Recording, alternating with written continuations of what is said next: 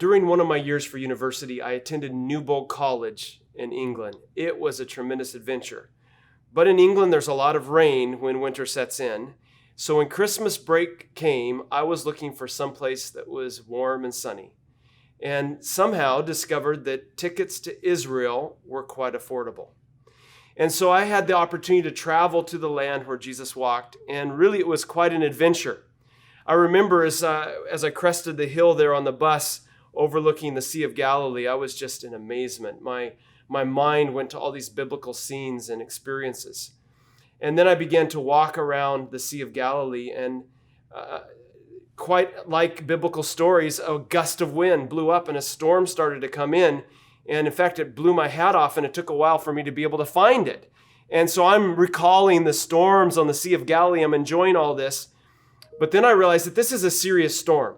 When we looked and saw how far we had wandered from the nearby town, we made a decision to keep going forward, to go ahead rather than go back. And to do that, we stuck out our thumbs and went hitchhiking. Now, if my parents knew I'd done that, they would not have been happy. I was just 19 years old. But somebody picked us up, and they began to drive us around the lake, the Sea of Galilee. My mind was still on biblical scenes as we crossed over the Jordan River, and we continued around the lake. Eventually, the car came to a halt. It stopped, and the man said to us, "You're looking for a cheap place to stay? If you just walk down this road right over here for about a mile, you will come to a youth hostel. It's affordable." So we thanked him, and we began walking directly down the road he sent us.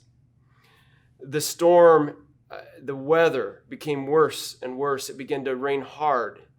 And pretty soon we began to seek cover, and we found some big banana leaves, and we hid underneath those leaves. And as we were there, the leaves would fill up with water, and then they would dump on us. It was getting dark now. We were completely miserable. Every once in a while, we would hear a sound overhead, the kind of sound overhead, and we didn't know what it was because we couldn't see it. It was raining. There was cloud cover. It was getting dark. So we got so tired of the water dumping on our head from the banana leaves that we stepped back out into the road again, and we made another decision. We said, let's hitchhike again. Obviously, these guys sent us down the wrong path. So we held out our thumbs as a vehicle appeared. There were not many. It was very sparse in terms of any vehicles coming along. We held our thumb. The vehicle just went past, sprayed us with more water. So at this point, we're getting desperate. Finally, another vehicle, the headlights appear in the distance, and we decided to stand in the middle of the road and wave them down, which is what we did. As soon as we hopped in the vehicle, they said, "What are you guys doing out here? You must be out of your minds. You must be crazy." We said, "We know, it's terrible weather." They said, "That's not what we're talking about. You are in a military zone." Those individuals that gave us a ride the first time had intentionally sent us into a military zone.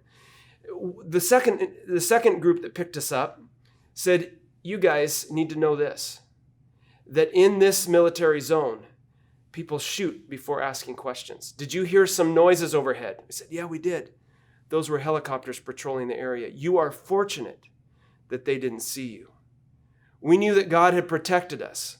We recognized that we had gone down what we thought was a good path, but it had ended up in the wrong place.